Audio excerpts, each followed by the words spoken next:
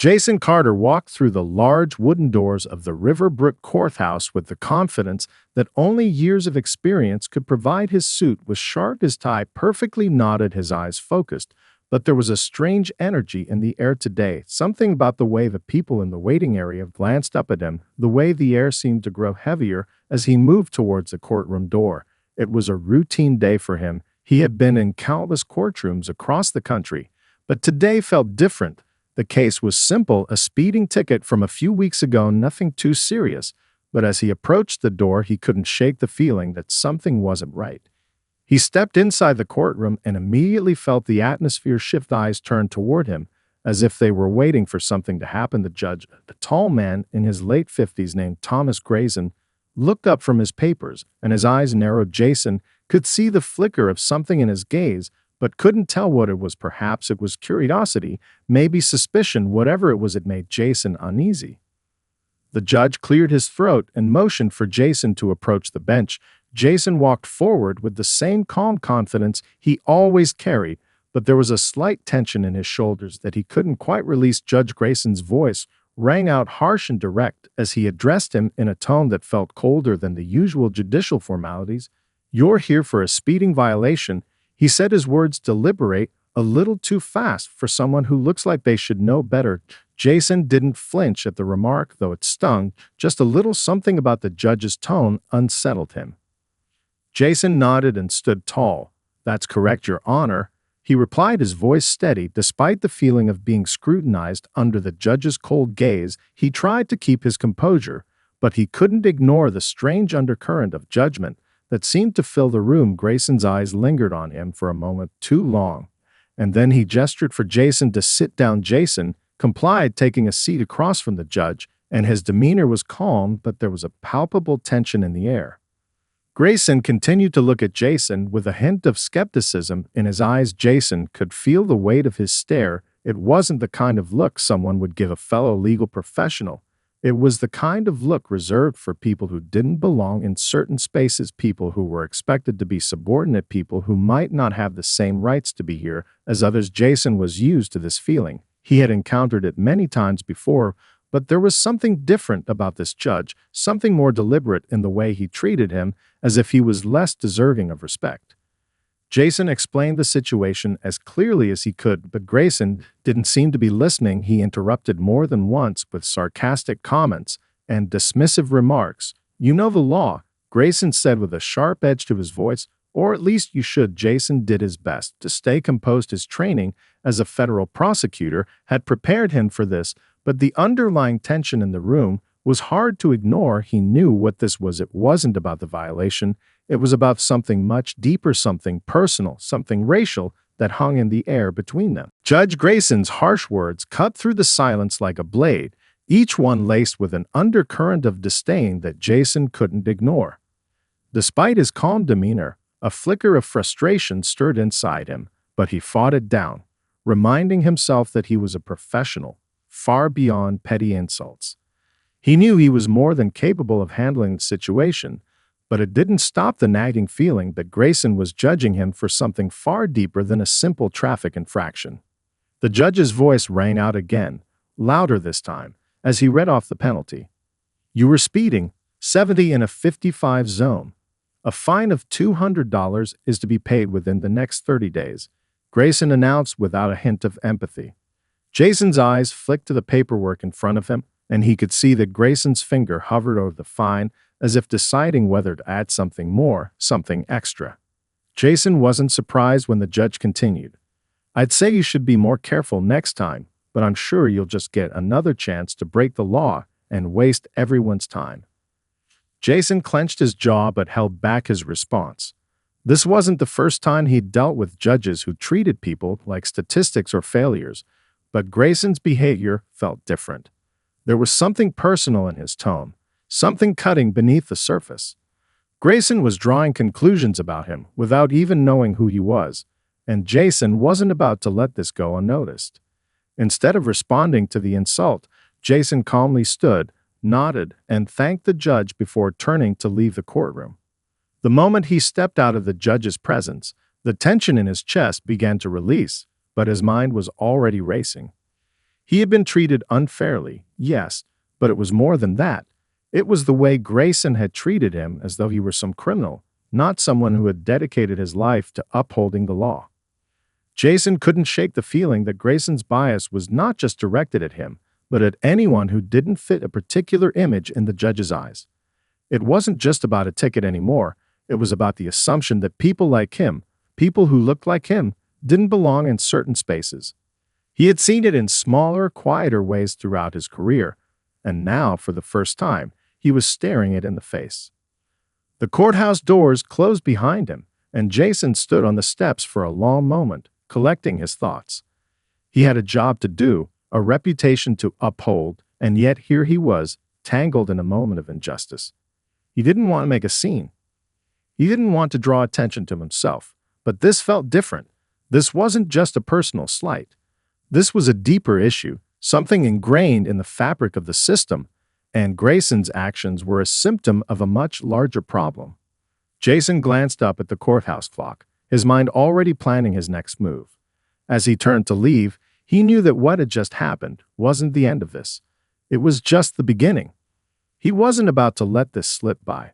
He would not let Grayson, or anyone like him, continue to operate unchecked. The fine, the insults, they were just surface level. The deeper injustice was the one he couldn't ignore, the one that had to be confronted, and he would confront it, no matter the cost. The following morning, Jason awoke to an unexpected storm of media attention. His name, once just known within the legal world, was now on the lips of every reporter in Riverbrook. The incident at the courthouse had caught fire in the local news cycle, and the fallout was already beginning to spread. What Jason had initially considered a minor inconvenience, a frustrating encounter with an unprofessional judge, had snowballed into something far more significant. A local journalist, Emily Turner, had received an anonymous tip late the previous night detailing Jason's real identity. The tipster had mentioned that Jason was not just another citizen, but a respected federal prosecutor with a storied career in handling high-profile criminal cases. Emily, recognizing the potential for a bigger story, immediately began digging. By morning, the report was out, and Riverbrook was abuzz. Jason had hoped the situation would die down on its own. After all, it had just been a speeding ticket, nothing more. But with his career now publicly linked to the incident, the small-town judge's bias was quickly under scrutiny. In the hours following the news report, the phone at Jason's office had been ringing off the hook. The media wanted interviews, the public had questions, and activists were beginning to organize and protest. It was clear this was no longer about a fine. It was about justice. The revelation of Jason's true profession sent shockwaves through the town. People were shocked that someone of his caliber had been treated so poorly by a judge who prided himself on maintaining order and decorum. But for Jason, it wasn't just about the public's reaction. It was about confronting something much larger than his own experience. It was about the system of power and privilege that allowed someone like Judge Grayson to act with impunity, to assume authority over people based on race or appearance rather than merit. As the story spread, more and more people began to look back at Judge Grayson's history. The whispers of favoritism, of questionable rulings, and of biased decisions were slowly coming to light. The tipster's revelation about Jason had inadvertently opened a door into a much darker side of the judge's record. Grayson's decisions, particularly those involving black defendants, began to be scrutinized, and his past began to unravel in front of the eyes of the public. Jason hadn't intended to make a spectacle out of his personal grievance. He had simply wanted to put the experience behind him. But now, with his name on the front page of every paper in town, he realized he couldn't ignore the larger issue at hand. He had been treated unjustly, yes, but the entire system that allowed Grayson's actions to flourish needed to be challenged. Jason knew he had a responsibility, both to himself and to the community, to take a stand. The justice system that he had worked so hard to protect and serve was being corrupted from within, and if no one else was willing to speak out, he would. The media storm continued to grow, with every new article digging deeper into Judge Grayson's background. Legal experts began to comment on the judge's apparent bias, and public sentiment shifted dramatically. Riverbrook's citizens, once quick to defend their judge, were now questioning his integrity. The people who had once overlooked his shortcomings were beginning to see him for what he truly was. Jason took a deep breath as he watched the latest broadcast from his office. This wasn't just about him anymore. It was about the system, about holding those in power accountable, about demanding that justice be truly blind. His path forward was now clear. He wasn't going to let this moment pass without action. He would make sure that this injustice was addressed, even if it meant putting himself at the center of a battle he hadn't anticipated. He was ready to fight, not just for his own dignity, but for the integrity of the entire justice system. As the days passed, the stories surrounding Jason Carter and Judge Grayson grew more intense. What had begun as a minor courtroom incident had evolved into a full-blown legal and social crisis, one that had the town of Riverbrook at the center of a larger national conversation. The media frenzy intensified, and what had once been a quiet, sleepy town was now a battleground of opinions and public outrage. Jason, who had always been a private person, found himself at the center of a whirlwind. He was contacted by civil rights groups, fellow prosecutors, and even former colleagues who now saw him as an unexpected symbol of resistance. But amid the offers of support and requests for interviews, Jason remained focused. He wasn't in this for the spotlight. He was in it for something much bigger, the truth. As the investigation into Judge Grayson began to take shape, Jason's role became more pivotal. Local activists, spurred by the media coverage, began to demand action. They were no longer satisfied with just talking about the injustice they had witnessed. They wanted to see real change. Town hall meetings were held, and while some residents rallied behind Judge Grayson, others, particularly people of color, came forward with their own stories of bias and unfair treatment in his court. Jason's heart sank as he listened to their accounts. One woman spoke about a traffic stop she had been subjected to years ago, how Judge Grayson had dismissed her case without even considering the facts, simply because of her race. Another man recalled being given an unusually harsh sentence for a minor infraction, while others who shared his background received much lighter treatment. These stories, each one more painful than the last, painted a clear picture of a judge who had long operated with a biased hand, blind to the very principles of fairness he had sworn to uphold. The more Jason listened, the more he realized that this wasn't just about his personal experience. It was about the many others who had been wronged in Grayson's courtroom, those whose voices had never been heard. Jason's anger, which had simmered beneath the surface since the original incident, began to transform into something more powerful, a deep resolve to make things right. Meanwhile, the legal community had started to take notice. Law professors, judges, and legal analysts weighed in on the case, with many expressing concern about Grayson's patterns of biased rulings. The conversations quickly moved beyond just the Riverbrook courthouse, extending to the broader judicial system. The very idea that someone like Judge Grayson could sit on the bench without accountability was now under question, and Jason knew this was his moment to act. One morning, as Jason reviewed his options, his phone rang. It was Emily Turner, the local journalist who had broken the story. She sounded more urgent than usual. "Jason, there's something you need to see," she said. "I've been digging deeper into Grayson's past, and I've found something that could change everything." Jason felt his stomach tighten. "What did you find?" Emily hesitated before speaking again. "I've uncovered a series of campaign contributions from local law enforcement officers, police unions, and even a few politicians, all supporting Grayson during his re-election campaigns. But here's the kicker. It appears that many of them have direct ties to the very same criminal cases that Grayson's ruled on. There's a pattern here, Jason. This goes way beyond personal bias. This is about power and money, and it's all tied to Grayson." Jason's heart raced. He had suspected as much, but hearing it from Emily confirmed that the corruption ran deeper than anyone had imagined. This wasn't just about one biased judge. It was about a system that had been compromised, and now it was time for that system to face scrutiny. With newfound clarity and determination, Jason made his decision. He would move forward with a formal complaint, not just about the way he had been treated, but about the judge's entire career. This wasn't just about a man with personal prejudices. It was about exposing the systemic issues that allowed this kind of behavior to continue unchecked. Jason wasn't going to let this injustice slip through the cracks, and now he had the evidence to make sure it wouldn't. The battle was just beginning, but Jason was ready. He would confront Grayson, and in doing so, he would challenge the very foundation of the corrupt system that had allowed him to thrive for so long. This time, there would be no turning back. Jason had no intention of backing down.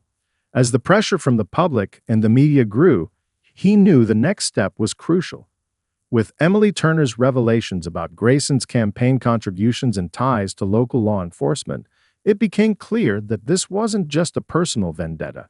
It was about exposing the system of corruption that allowed Grayson to sit on the bench without consequence. Jason wasn't just fighting for his own dignity anymore. He was fighting for the countless people who had been wronged by a judge who had abused his power for years. He began to reach out to other victims of Grayson's biased rulings. It wasn't easy. Many were afraid to speak out, fearing retaliation or further injustices. But Jason wasn't alone. Local civil rights groups, energized by the growing media attention, organized meetings where others could safely share their stories. One by one, people came forward recounting instances where Grayson had shown blatant disregard for the law, treating defendants with contempt, particularly people of color. Their stories painted a damning picture, and Jason knew that he couldn't allow this to be buried. With the evidence piling up, Jason filed a formal complaint with the state's Judicial Review Board. The complaint outlined Grayson's repeated bias, his questionable rulings, and the campaign contributions that seemed to cloud his impartiality. But Jason knew the path ahead would be long and complicated. He wasn't naive. He understood how deeply entrenched the system of favoritism could be, especially in a small town like Riverbrook. The establishment wouldn't go down without a fight, and Grayson had powerful allies in his corner. At the same time, Jason's personal life was becoming more difficult to manage. The constant media attention was wearing on him. He found himself hounded by reporters outside his office, his phone ringing off the hook with requests for interviews. It was exhausting, but Jason stayed focused. He had a mission, and he wouldn't let the noise distract him from what needed to be done. He stayed in close contact with his colleagues in the federal office, strategizing his next moves. They offered their support, but Jason knew this wasn't their battle to fight. This was his. As the Legal Review Board began to process the complaint, the town split further. Supporters of Grayson, including some influential local figures, rallied behind him, dismissing the allegations as a smear campaign. They accused Jason of trying to ruin a respected judge's career over a trivial incident, calling him an opportunist, someone trying to use his status to bring down an honorable man. It was frustrating for Jason, but he refused to let their words shake him. He knew better than anyone that the law wasn't supposed to be about protecting reputations. It was about justice, no matter who you were. Meanwhile, Jason's own colleagues in the legal field were becoming more vocal in their support. Legal experts across the country, many of whom had worked with or studied under Jason, began to speak out about the gravity of the situation. They praised his courage for taking on a judge of Grayson's stature, recognizing the systemic implications of his actions. The legal community, both locally and nationally, was beginning to rally behind him, and Jason realized that this wasn't just about Riverbrook anymore. The entire judicial system was watching. The tension in Riverbrook continued to escalate as the Judicial Review Board scheduled a hearing to address the complaint. Jason knew that this would be the defining moment, the moment where the truth would either be recognized or buried. Grayson, however, seemed confident, even smug. Jason could see that the judge was underestimating the momentum that was building against him. Grayson still believed he could weather the storm, but Jason wasn't done yet. The battle had only just begun, and he was ready to make sure that justice would prevail.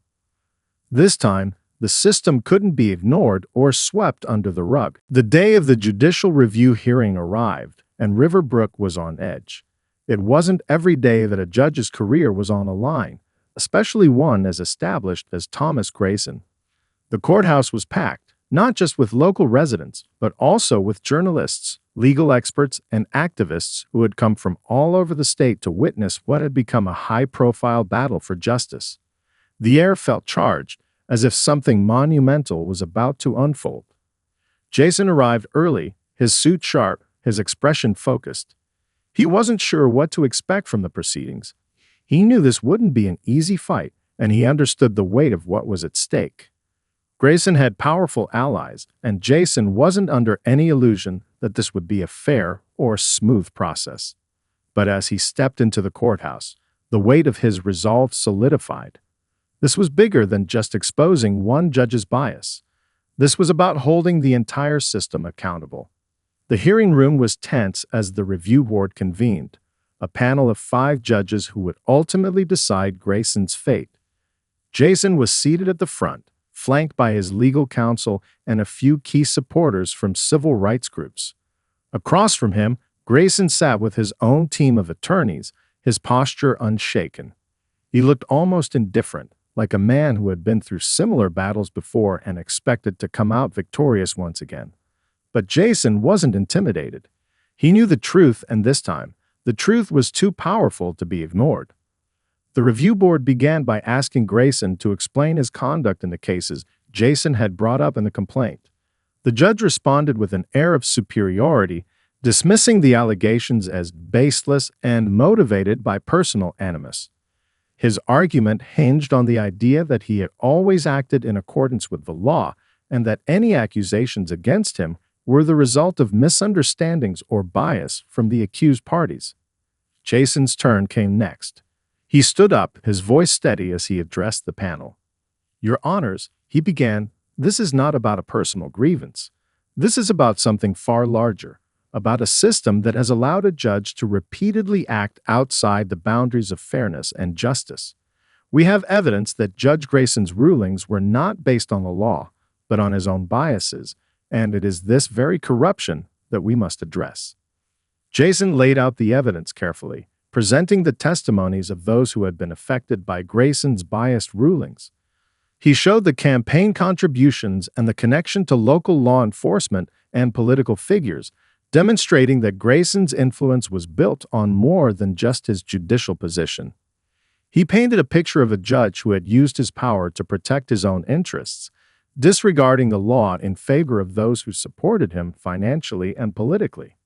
Grayson's attorneys attempted to discredit Jason's case, claiming that the accusations were merely an attempt to sabotage the judge's reputation.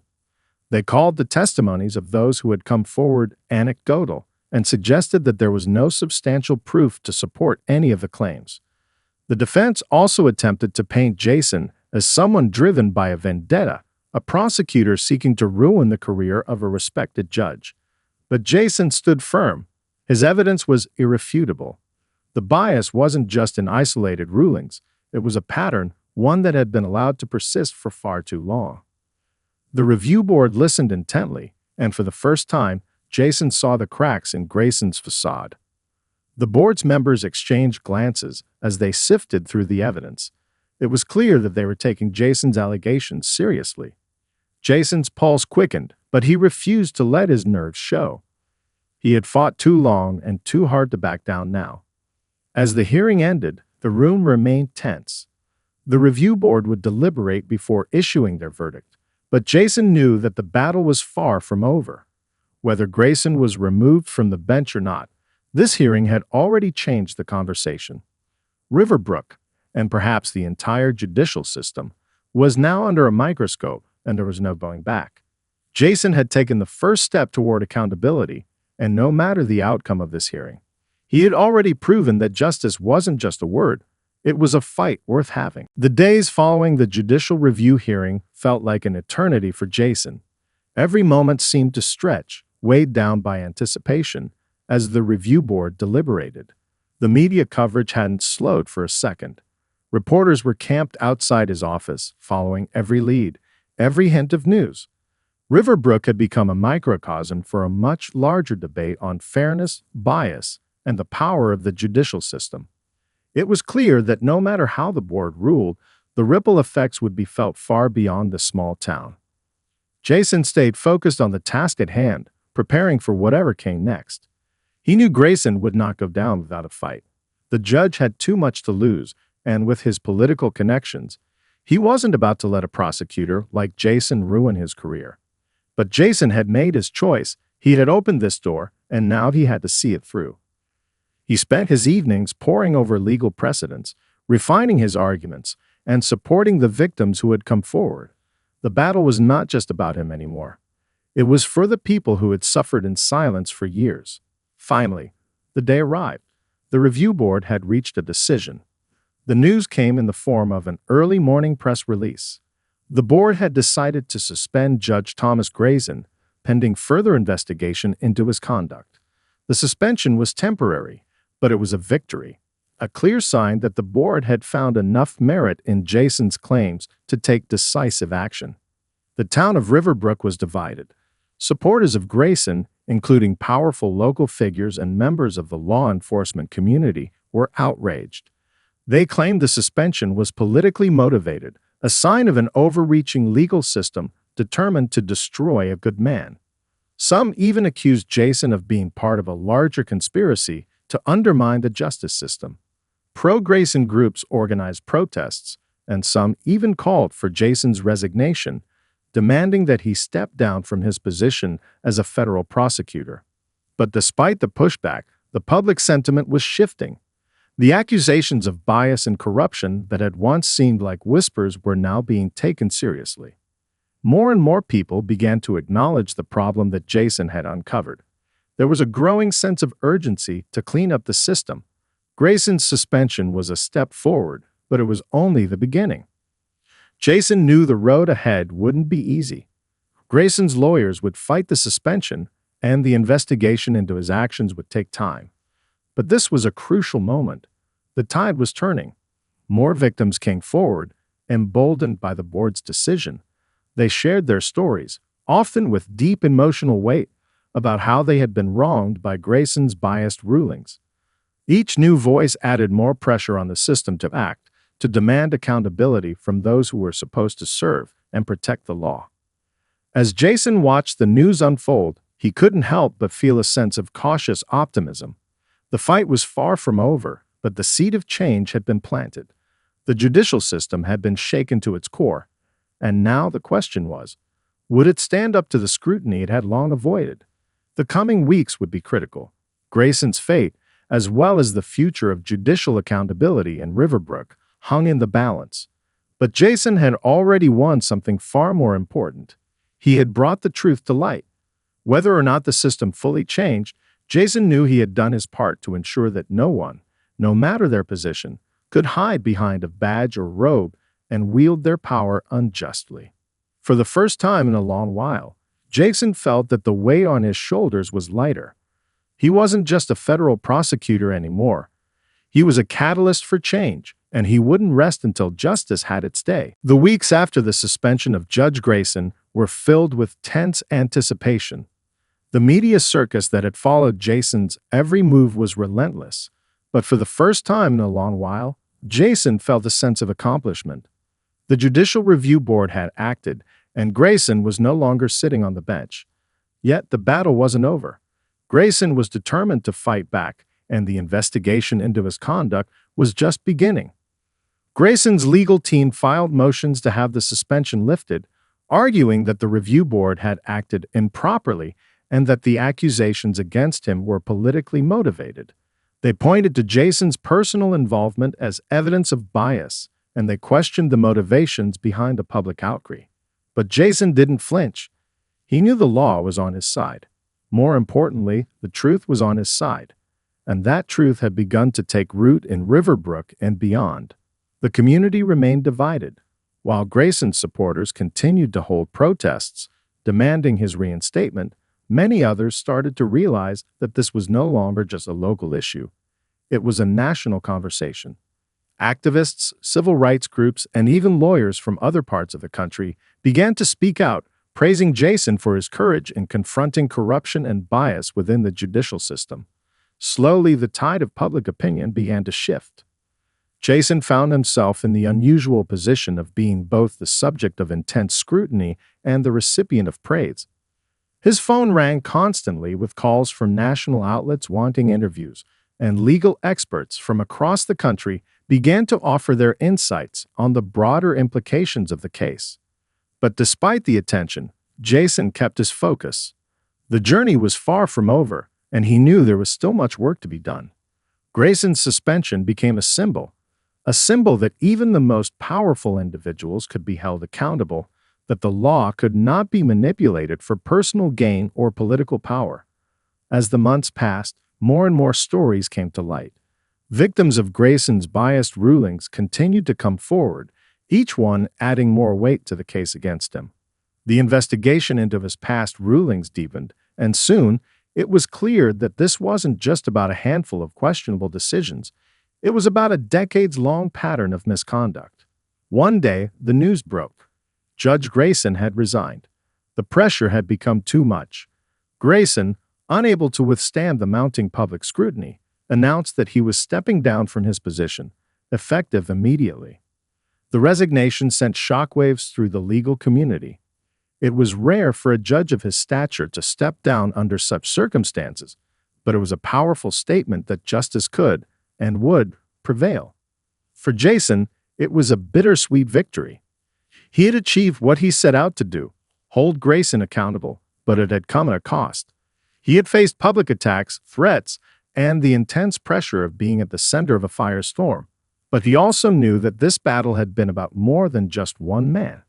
It had been about ensuring that the law was respected, that the system worked for everyone, not just those with power and privilege. As Grayson's resignation made headlines, Jason took a moment to reflect. The fight had changed him. He wasn't just a prosecutor anymore. He had become a symbol of resistance, of standing up for what was right, no matter the cost.